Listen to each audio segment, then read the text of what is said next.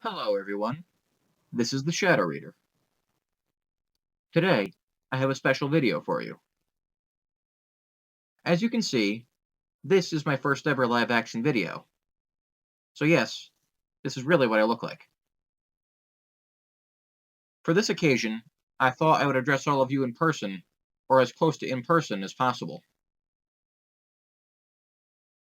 Right now, you're probably wondering exactly what the occasion I'm talking about is. Well, today is January 4th, 2016. If you look back at all of the videos I've uploaded, you'll see that the first ever Creepypasta narration I uploaded was The Holder of the End on January 4th, 2015, making today my 1-year anniversary as a narrator. So to celebrate this occasion, and to thank you all for your support over the past year, I've decided to do a reboot of 3 of the first Creepypastas I ever narrated. Now, these 3 won't just be reboots of the first 3 narrations on my channel, because all of those were holders entries.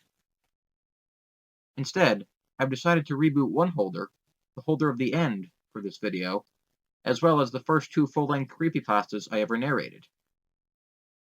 I'll leave a link in the description to my original narrations of each of these pastas, so you can check those out too if you want.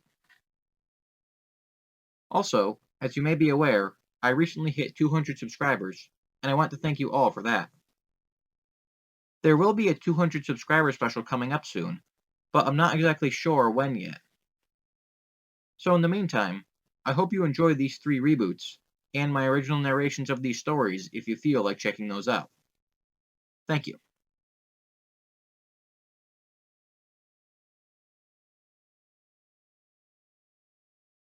In any city, in any country.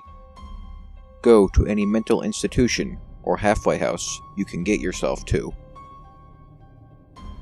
When you reach the front desk, ask to visit someone who calls himself the Holder of the End. Should a look of childlike fear come over the worker's face, you will then be taken to a cell in the building.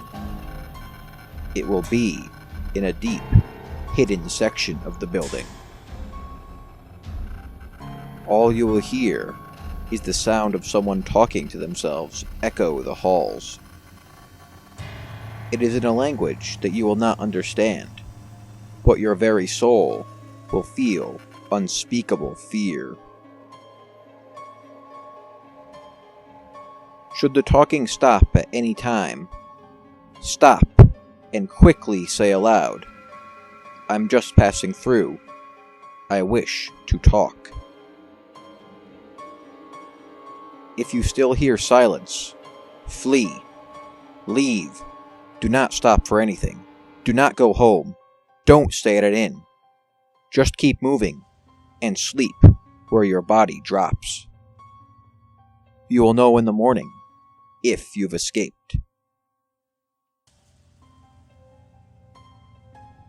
If the voice in the hall comes back after you utter these words, continue on. Upon reaching the cell, all you will see is a windowless room with a person in the corner, speaking an unknown language and cradling something. The person will only respond to one question. What happens when they all come together? The person will then stare into your eyes and answer your question in horrifying detail. Many go mad in that very cell. Some disappear soon after the meeting, and a few end their lives. But most do the worst thing and look upon the object in the person's hands. You will want to as well. Be warned that if you do, your death will be one of cruelty and unrelenting horror. Your death will be in that room by that person's hands. That object is one of 538. They must never come together. Never.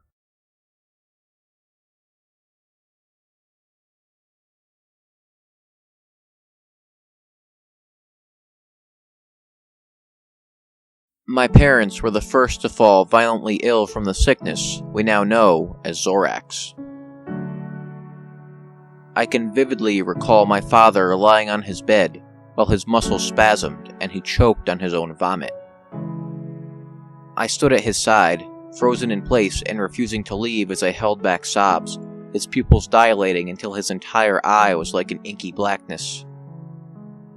He tried to speak, turning his head towards me, but opening his mouth only brought forth another torrent of vomit. I remember saying something, but that detail is lost on me now. I remember staring into his glazed eyes as his shuddering became less pronounced, and he was suddenly very still.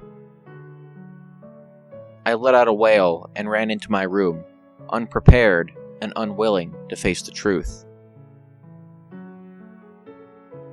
My mother was the first to pass, then my older brother, who had just turned 17, and finally my father. I had not considered that I could have caught the disease myself, if it were in fact contagious. I just thought myself lucky, though tragically lucky at that.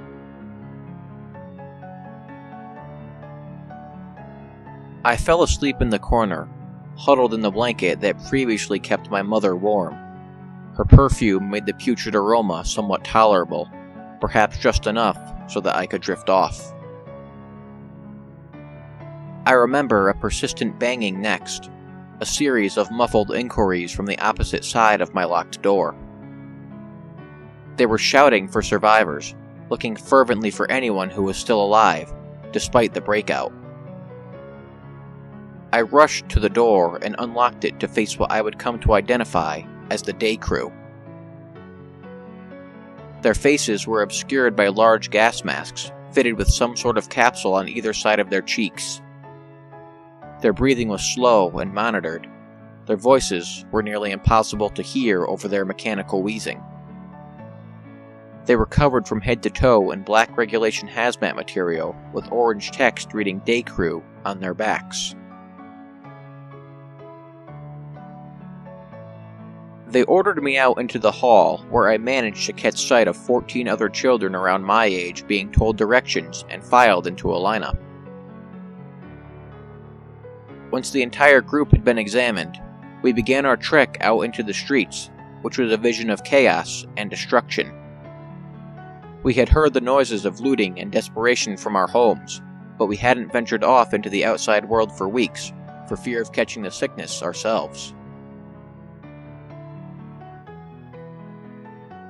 There were even more day crew that were burning the bodies that had fallen to the streets, trying to purge the earth as they kept their distance from the resulting fumes.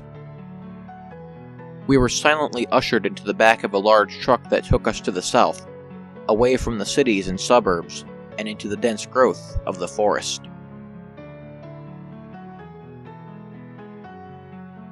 When the van came to a screeching halt, the doors swung open to reveal more day crew, who ushered us out into a forest clearing. We were interrogated about our exposure to anyone with XoRax, and if we felt any symptoms like nausea or vertigo. Though we had all witnessed our family members falling ill, and had tried in vain to treat them, we were all perfectly fine in any physical sense. The day crew initially told us that they were perplexed about our immunity to the sickness, as anyone who came in contact with it was sure to fall ill just hours later, so it was a shock to see that some of us had been living this nightmare for weeks on end. As they administered more tests and asked more questions, however, we were told that the immunity was tied with a hormone cell that the disease was using to compromise the immune system, and since we were all too young to have properly developed it, the disease was unable to make us fall ill. We were told that the day crew wanted to study us, that we would live under the cover of the forest in quarantine. They would hope to extract a cure from our group that could be used to heal the world and rid it of XoRax disease. They tried their best to sound positive in light of the situation, but it was obvious that even they were doubtful of their efforts, and that there was no guarantee for any of their tests to follow through. Still, they kept the mood optimistic and promised us that we would save countless lives with our efforts. They built a secluded village in the woods, providing us each with a makeshift house carved into the tree trunks around the area. I was led to a simple treehouse that had a single bed on the far end and a table in the middle. We were told that first thing the next morning we were going to have our blood taken, so we weren't allowed to eat anything until then. I was fine with that. I hadn't been hungry for days. The image of my mother, father, and brother crowded my thoughts instead. I didn't get much sleep. The forest was chirping with crickets, and the muffled bickering of the night crew kept me up into the early hours. We were woken the next day and filed into a single lineup to have blood drawn. While the needles were prepared for us, we were told that we would have to receive a vaccination that would prevent us from going through puberty to preserve the hormone that might lead to a cure. It was never elaborated on at the time that we would never be able to grow up or have children, but it was unlikely to live beyond the first few hours of infection, never mind the next few years, so our adulthood was seen as a necessary sacrifice.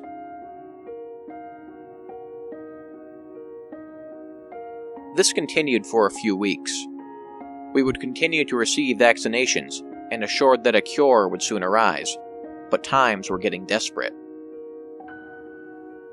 I took to listening in on the muffled conversations of the night crew during the night. It became easier to make out what they were saying over time as they sat beneath my bedroom window next to a crackling fire. I discovered that our encampment was only one of many in the surrounding area, and that they deduced that XoRax originally came from the sea to the west. They passed around horror stories of the people that lived by the shore that were hit the worst, that they had gone completely pale, and that they began to sprout growths off of their elbows, hips, and toes. They had to be kept constantly hydrated, or else their skin would begin to flake and peel. Their pupils had dilated, and their entire eye was colored black. At this bit, I thought back to my father, sitting on the couch and writhing in pain. There was food in the mountains, one assured another. They were gathering it in droves, perhaps to keep it from spoiling. Another spoke up, revealing that they had managed to find expecting women who weren't exposed to XoRax, and that they were being kept in the mountains to birth their young away from the sickness. The topic came back to their present situation, and they began to discuss our encampment, that our results, while promising, weren't being worked on fast enough. There were accusations claimed, and fingers pointed, but at last they settled on keeping their mood positive, that something would come along eventually, that we just needed some more time. Discussion drifted back to the horror stories of the West Coast, which clearly sparked sick interest in the group as they talked of the corpses that had been found along the waters and drifted ashore, each with deep black eyes. I rolled over in my bed, unable to listen to any more of the stories without images of my own family. I stared up towards the ceiling, praying that we would manage to find a cure soon, and that I wouldn't have to hear about the people of the West anymore.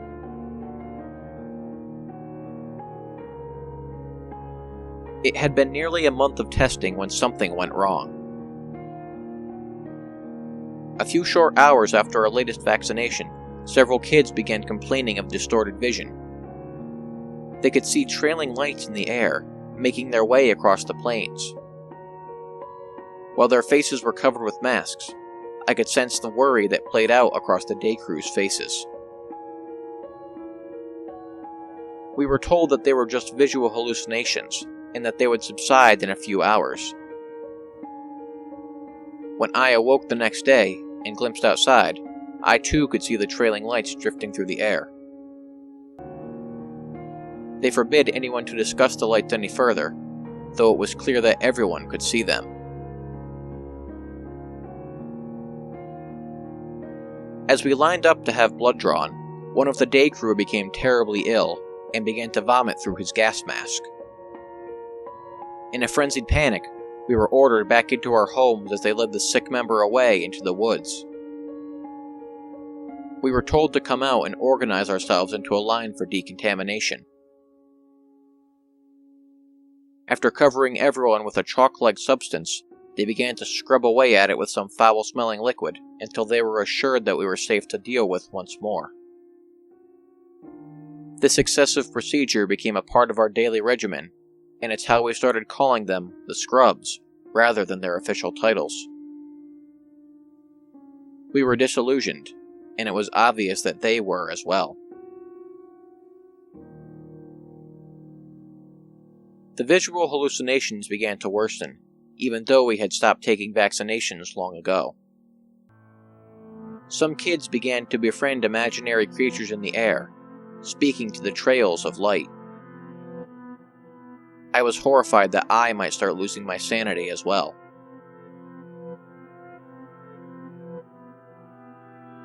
I didn't want to eavesdrop to the discussion over the fire that night, which had gradually worsened with each passing week.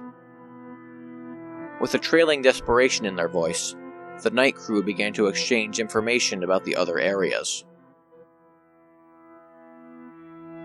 The food in the mountain had been contaminated, and rumors began to surface that all of the births had resulted in defects, with each child being well over a healthy birth weight with their eyes far apart.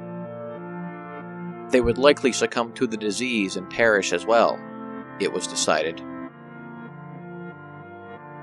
The cure that had been tested on the XoRax-ridden patients hadn't shown any signs of preventing the sickness, but rather had simply slowed the progress of the sickness so that it claimed lives in days rather than hours. While this was a bit of good news, they focused on how little was accomplished over such a large span of time, and how anyone with the sickness shouldn't be kept stringing along, but rather destroyed, so that they couldn't contaminate anyone else. There was a coldness in their voice. I rolled over in my bed to watch the lights play across my vision, dancing across my eyes until I fell asleep. The Scrubs were gone the next day, leaving us behind as their failed experiment. The other children seemed unaware of this, and decided to continue befriending imaginary creatures. In a depression, I sulked off to bed, only to suffer a violent burst of spasms and shivering in the process. I drifted in and out of sleep that night, having one recurring nightmare after another. When I awoke, I heard something pass through my doorway, something that couldn't possibly be there. Rolling over, I reluctantly looked up into the air to watch a trailing ball of light float around my house before descending toward my bed. Hello, Link. Wake up! The great Deku Tree has summoned you!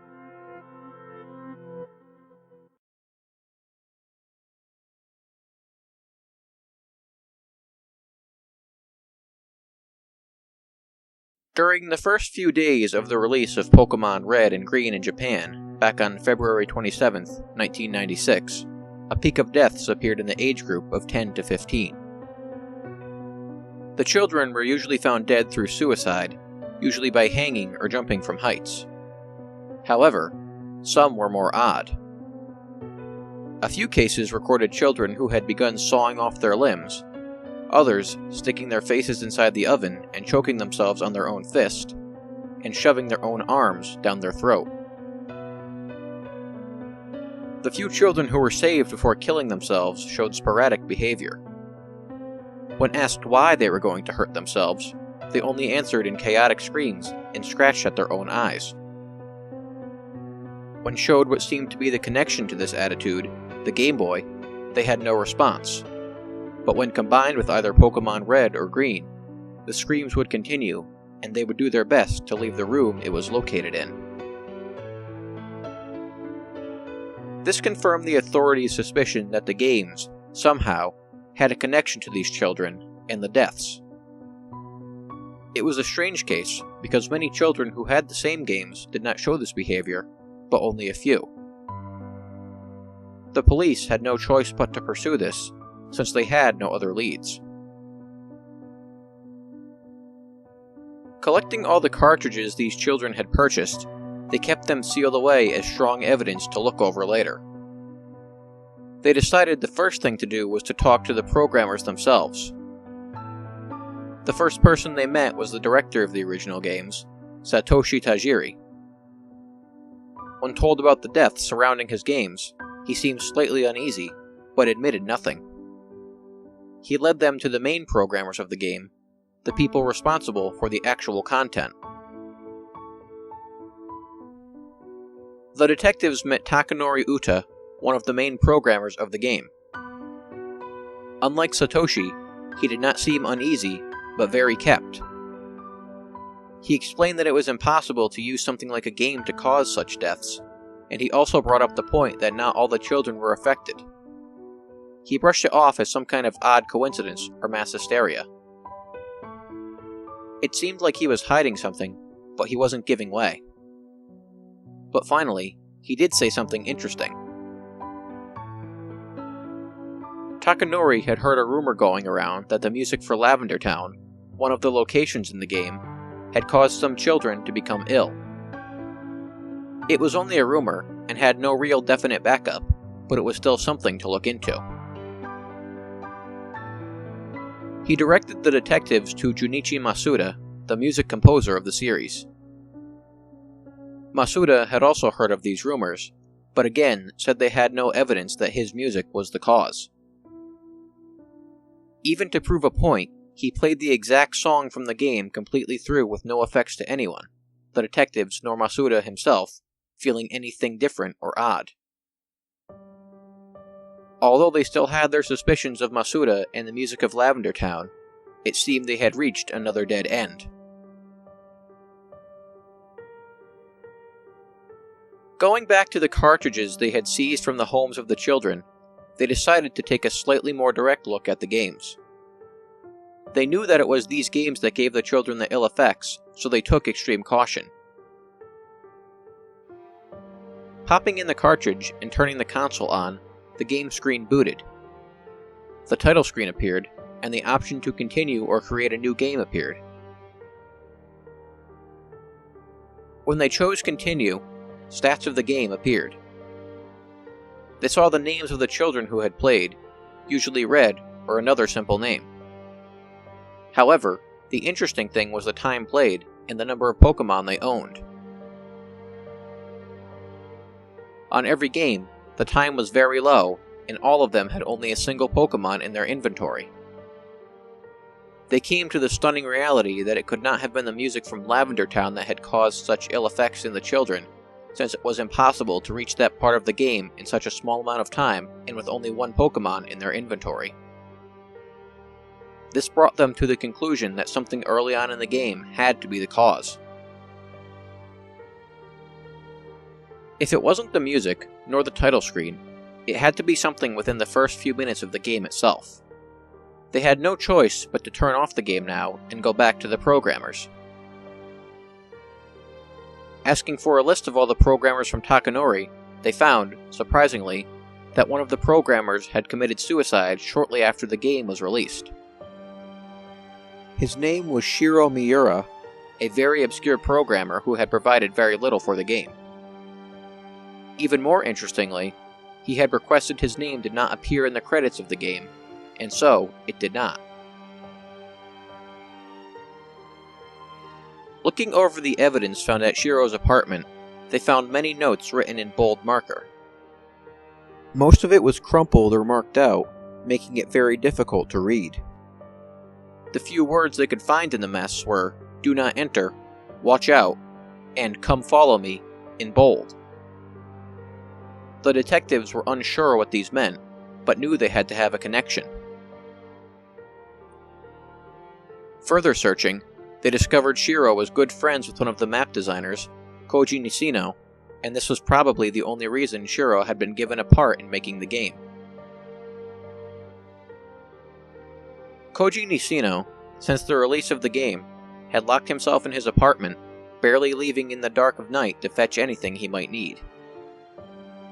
He told his friends and family he was mourning for his dear friend Shiro, But they didn't believe this, since Nisino had locked himself up the day after the game was put in stores, a few days before Shiro had killed himself. It was troubling, but the authorities finally persuaded Nisino to sit down and speak with them. He looked as if he hadn't slept in days, with dark rings under his eyes. He stunk, his nails had grown black and his hair was greasy, sticking to his forehead and neck. He spoke in stutters and murmurs, but at least he had something to say. When asked if he knew anything about the children who had died after exposure to the game, and if it had any connection to the game, he answered them seemingly carefully, choosing his words thoughtfully before answering. He told them that his friend Shiro had an interesting idea with the game, something he had wanted to try since he heard the project was starting. Nisino himself knew Takanori, the director and main programmer, for a long time, so he could easily get a mediocre programmer in on the project with little persuasion. It seemed Shiro had convinced Nisino to get him in on the project, and it had worked. The detectives knew they were onto something. This unknown, obscure programmer, Shiro, had to have something to do with it. Something. They asked what Shiro's idea was, why he wanted so badly to have a part in making this children's game. Nisino told them that Shiro never told him much about it, other than a few details every now and then. He wanted to insert a special Pokemon into the game, one completely different from all the others. It would serve as an extra, a kind of out-of-place thrill for the player. It wasn't, however, missing now. It couldn't be. With the gameplay time recorded on the cartridges, it was impossible for the children to have time to meet that Pokemon. Nisino, throughout the entire conversation, seemed to break down even more with every question. The detectives pushed him more and more, searching through his mind for any and every scrap of knowledge this man had on the game and Shiro, and Shiro's intentions. It was when they asked about the notes found in Shiro's home that he snapped.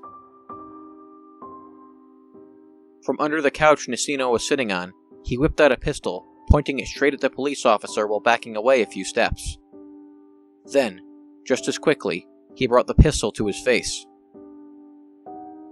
"Don't follow me," muttered Nisino as he stuck the pistol in his mouth and pulled the trigger.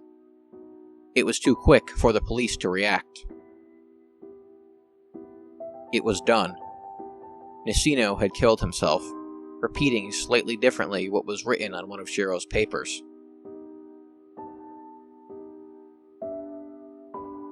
It seemed all leads had finally died. The team who had created this original game were splitting up, becoming harder to find. It was as if they were keeping a secret. When the police finally managed to talk with anyone who had parts in the game, even the obscure character designers or monster designers, it seemed they had nothing of interest to say. Most of them didn't even know Shiro, and the few who did had only seen him once or twice working on the game itself. Throughout all of this, the only confirmation they had was that Shiro was indeed the one who had worked on the very early parts of the game.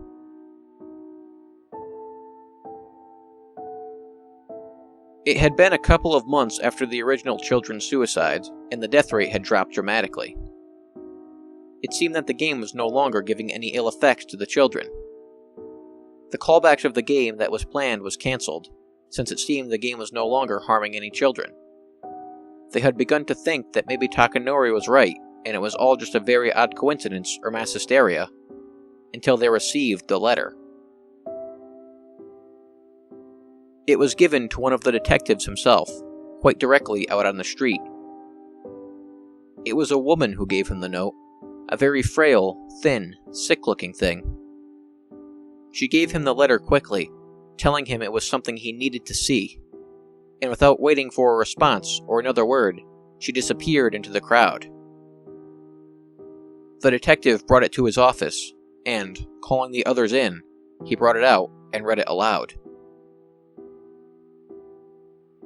It was a letter written by Shiro himself, but it wasn't one found at his apartment.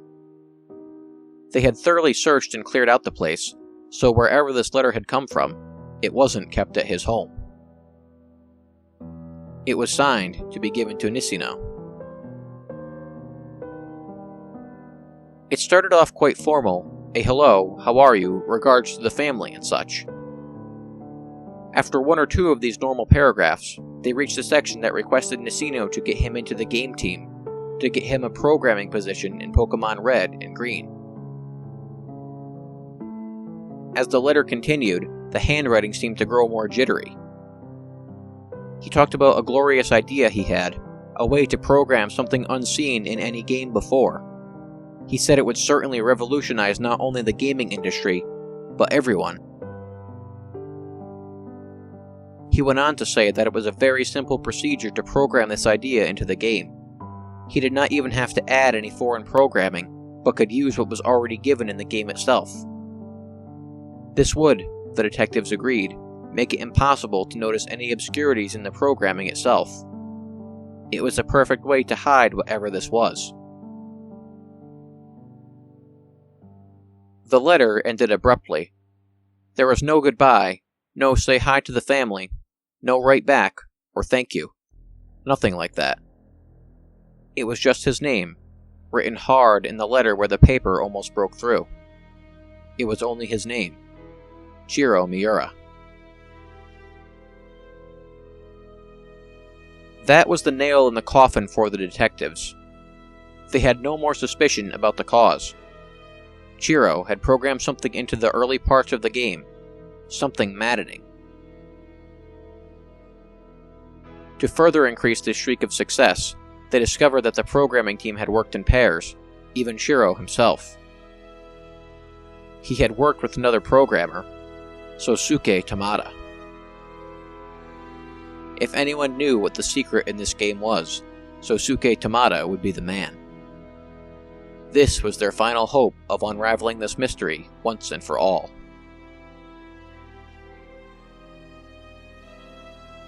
They learned that Sosuke had provided a lot of programming for the game, and seemed to be an average good guy and worker.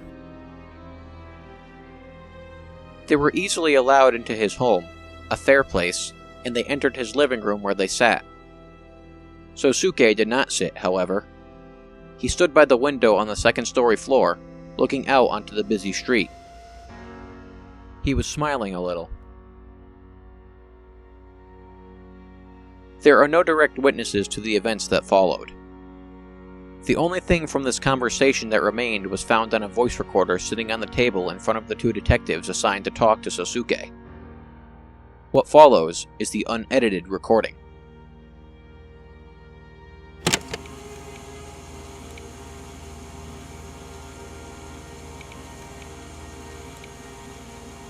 Sosuke Tamada, what part did you have in the games Pokemon Red and Green? Asked the first detective. I was a programmer. His voice was light, friendly, almost too friendly. That's all. Am I right in knowing that the programmers working on the game worked in teams? Asked the detective. One could hear the sound of feet moving on the floor slightly. You'd be right, said Sosuke after a moment of silence. And your partner, his name was... The detective was quickly cut off by Sosuke's eerie voice. Shiro Miura. That was his name. Shiro Miura. Another silence. It seemed the detectives were a little uneasy about this man. Could you tell us if Miura ever acted strange at all? Any particular behaviors you observed while working with him at all? Sosuke answered them. I don't know him that well, really. We didn't meet up frequently, only every once in a while to trade data or when the entire group was called up for a meeting. That's the only times I really ever saw him. He acted normal as far as I could tell. He was a short man, and I think this affected his consciousness. He acted weaker than any other man I met. He was willing to do a lot of work to gain recognition. This, I do know. I think... Silence. Yes? Asked the detective, pushing for him to continue. You think what? I think he was a very weak man. I think he wanted to prove himself regardless of this point. I think he wanted to make himself known for something special. Something that would make people forget about the way he looked and pay attention to the powerful mind that lay inside his skull. Unfortunately for him, however, he didn't have much of a mind to back up that reasoning. Why do you say that? Asked the second detective. Well, it's the simple truth, answered Sosuke quickly. His feet could be heard moving across the tiled floor. He was nothing special, even if he wanted to believe so. You can't become greatness, even if you believe it. It's impossible. Somehow, I think Shiro knew this himself. Somewhere deep in there, he knew it. The detectives were silent again, not sure how to steer the conversation. After a moment, they continued. Can you tell us what Shiro's part of the game was? What did he work on exactly? Sosuke answered more quickly than before. Nothing. I mean, nothing important. He worked on some obscure parts of the beginning of the game. A pause, then a little more information. It was Oak's part to be exact. He worked on some of Oak's parts, when he's first seen, you see. What else? Pushed the police. They could hear it in Sosuke's voice. He knew something. We know you know about the children and the deaths. We know it was Shiro who did it. He programmed something in the game. What are you implying? Asked Sosuke. It sounded like he was trying to maintain his voice. We're implying that since you're his partner, if you're hiding something from us, you could just as much be responsible for those children's deaths as Shiro is himself. You can't prove anything, Sosuke shouted. Tell us what Shiro did to the game, they shouted back. He did what I told him to. Silence. Complete silence. You want to know, huh? Asked Sosuke finally, breaking the eerie silence, but replacing it with his voice. You want to know what this is all about? Shiro was an idiot. He'd do anything for a bit of attention. Anything at all. He couldn't program worth a shit either. The one thing he could do, however, was be manipulated. You could tell him what to do, and he'd do it. He wouldn't even question it. He'd do it, just to hear that thank you when you received the finished product. That was his reason. That's all he wanted. 2 clicks from the detectives' guns could be heard. I could control him flawlessly. He's a lot like Takanori. Of course, none of you knew this, but I was the one who brought up the idea of the game, the idea of the entire operation. I just told the fellow what to do, and he followed me without a doubt. He knows nothing, just like Shiro. A sound of a window opening could be heard, followed by the detectives. Don't move or we'll shoot. Let me tell you about a mechanic in the game, continued Sosuke. His voice was more rushed, but it still held that slyness. Consider it a hint, alright? If you walk around in grassy areas enough, a Pokemon will appear, and you'll have the chance to go into battle with it. It's a necessary part of the game overall, you see? Step away from the window. We won't warn you again. At the start of the game, you have to walk into the grassy area before Oak appears, and you receive your first Pokemon. Understand me? Under normal circumstances, it was programmed that even though you're in a grassy area, no Pokemon will spawn. I made it different. I manipulated that Shiro, told him what to put in the program, gave him all the instructions on how to do it, and he did it flawlessly. It's rare, but it can happen. Stepping into that grass, one can spawn. Sosuke, we don't want to shoot. Shoot me? asked Sosuke, laughing at the same time. Shoot me? You're as dumb as Shiro was. Once he found out the truth, he had to end it. It was his fault after all. He shot himself because of it. If you're so determined to finish that case of yours, if you want to know, play the damn game for yourself. Roll the wheel, and who knows? Maybe you'll learn the secret for yourself. A shot could be heard, loud enough to distort the audio. Sounds of silence, murmuring could be heard. The table the recorder was on crashed. Ear-shattering distortions.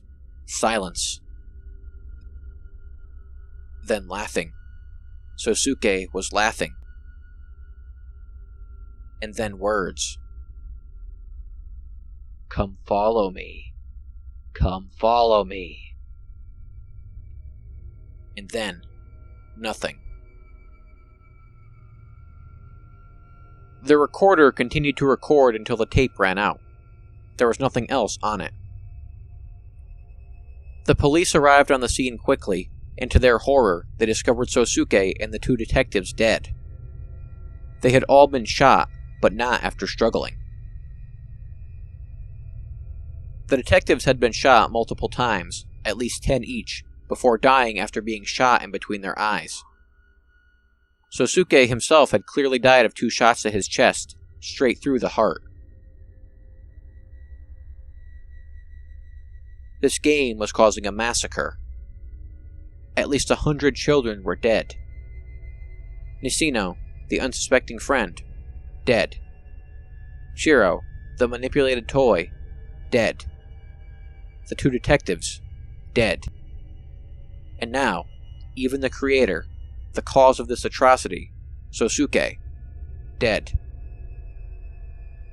This game was stretching far over its original intentions.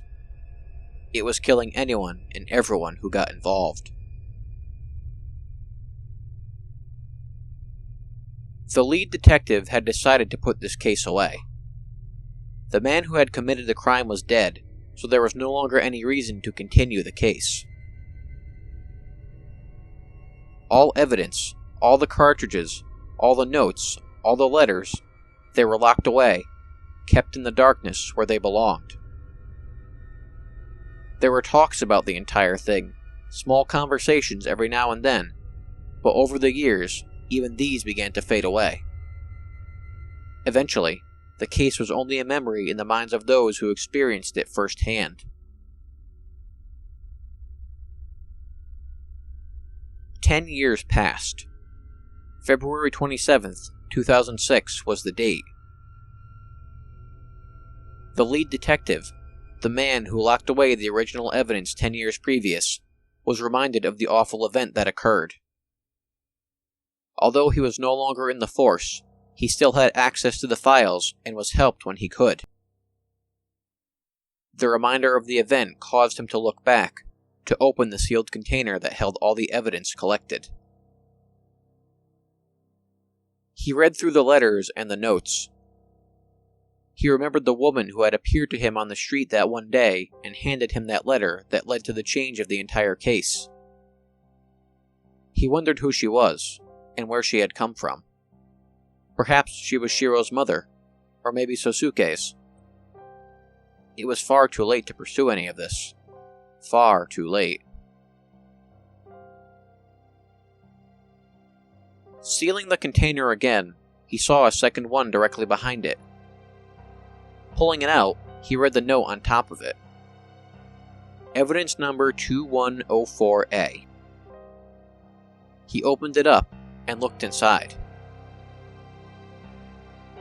Filling the container were exactly 104 Pokemon Red and Green cartridges, each one in perfect condition, untouched since the day they had last checked them 10 years ago.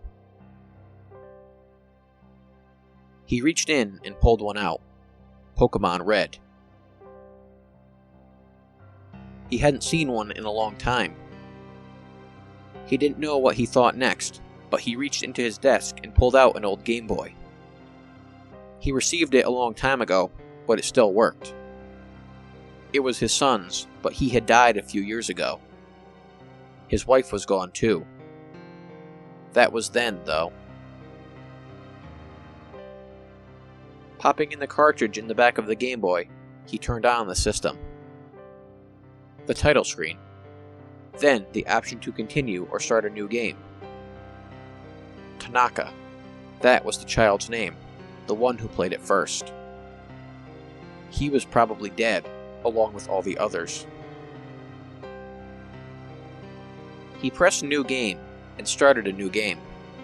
It was normal, average. He walked around, talked to his mother, went outside. He started walking towards the grass. In his head, he could still hear Sosuke's words. Even though he was not there, even though he had never seen the man in his life, he could still see him, hear him. Come follow me.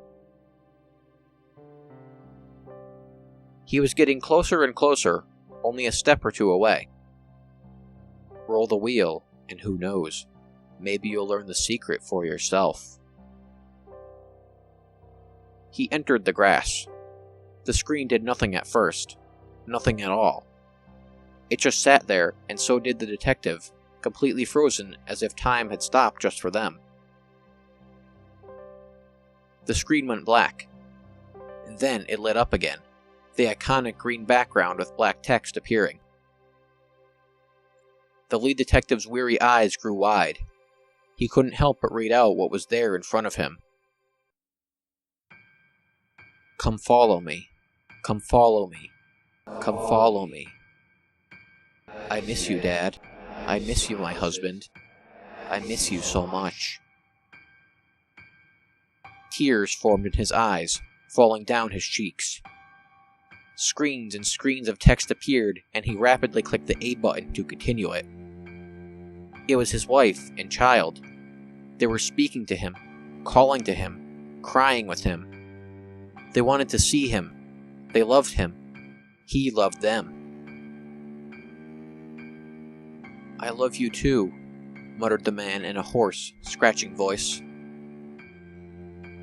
Come follow me. Become new again. We want to see you and hold you and be with you forever and ever and ever and ever and ever and ever. Don't stay away. You can see us too. We miss you. Come follow me. We love you. A black screen. The detective's eyes grew wide, his jaw dropping. The screen lit back up, and Oak was leading him out of the grass. Come follow me, said Oak. No! Shouted the man, dropping the game onto the floor. He quickly fell forward, reaching for it, bringing the screen back to his face. Bring them back! Bring them back to me! The game continued on as usual, not responding to the detective at all. My wife! My child! Listen to me! Bring them back to me, I said! Voices. He heard voices, hundreds of voices. He turned around from his seat, looking behind him, and standing in his small room were children, many children. Some had no eyes, some had rings around their throats, some were burned all across their body. They were screaming, reaching towards him. Bring back my mommy! Bring back my daddy! Bring back my pet! They all screamed out, reaching for the game, their mouths agape with horror and pain. I don't want them to go away. Bring them back to me. Bring them back to me. No! Shouted the detective. It's mine! My family is here! Don't touch it! Horror was across his face. "Come follow me," said a voice. The lead detective looked over, and in the corner of his room, next to an old desk, was Sosuke. He stood in the corner, tall, handsome, clean. A smile was on his face, stretching across his face. "Come follow me." The lead detective jumped up, stepping back, trying to force away the children crawling towards him, reaching out for the game held tightly within his hands. "What's going on here? What's going on? Where's my family?" Sosuke smiled generously. "I'll show you. I'll help you get away from them, you see? Just follow me." Sosuke reached down and opened a drawer on the old desk. The lead detective, pushing through the crowd of children, trying to get away, looked inside. Sitting there, covered with dust, was his old gun from when he was on the force. He had not used that gun in many years and had put it away, not wanting to remember the things he had to do with it. But right now, he didn't see it as something that caused pain or that killed. It was shining. It was light. It was something that could set him free. "Just follow me," said Sosuke, picking up the gun and putting it in the lead detective's hand. He formed his hand to hold the gun, then brought it up to his temple. "Just pull the trigger. That's all." The lead detective turned around. The children were crawling at him, grabbing his legs and pulling at him. They reached for the game. He turned back towards Sosuke and smiled. "My family. I'll follow you." He pulled the trigger. His brains spread the wall as he fell to the ground, dead.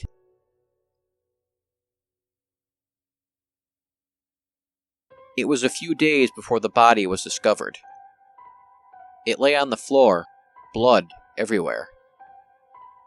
In one hand held an empty gun, and in the other was a classic Game Boy with Pokemon Red on the back. The battery had long died, and only an empty, black screen was left. This was the final murder that the remaining authorities would allow. The last detective who was ever a part of this case personally carried all 104 cartridges away and burned them all, making sure not a single one survived. They would taunt no more. However, this is not the end of the story. The code was said to have survived and was even passed on to other language versions of the games. If you have an old Pokemon game, you can place the cartridge in the back of the classic Game Boy, turn on the system, and roll the wheel. Who knows? Maybe you'll learn the secret for yourself.